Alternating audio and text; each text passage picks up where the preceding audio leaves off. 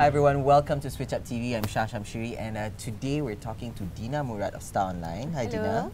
Okay, the issue that we like to chat about actually is the implementation of a certain fuel subsidy. All right, we've heard about it, but I think you know more about what's going on social media. Okay, so starting from next year, the government will be introducing a new fuel subsidy that's salary based. Okay. So for example, people who get a salary of 5,000 and below, they will be, they can enjoy full subsidies. But from 5,000 to 10,000, then you get partial subsidy, although we're not actually sure what partial means. 10,000 and above, there will be no subsidy, so they'd have to fork out the whole amount for the petrol. Okay, all right, now that's what we know. However, some people are not very happy about this. A lot of people are complaining about it all over social media, Facebook, Twitter, and what are among the things which people are actually complaining about? The major concern is the method of implementation, how it's going to be carried out.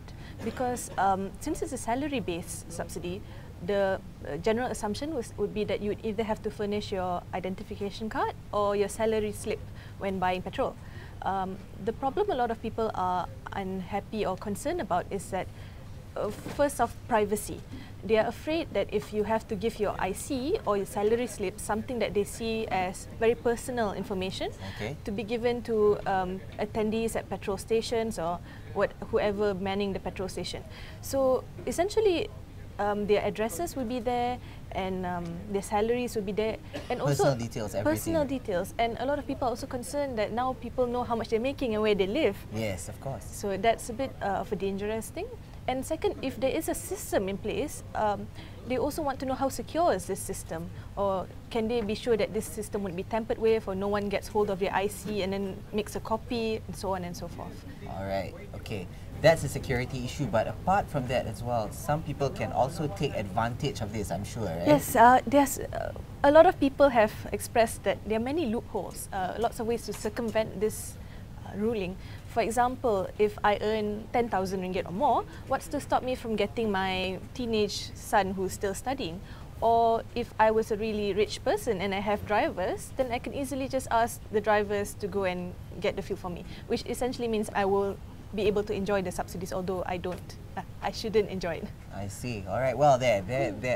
But, after all these things you mentioned, we've got security issues, and then, the implementation, some people can just lie and say they're earning less by asking other people to fill up petrol.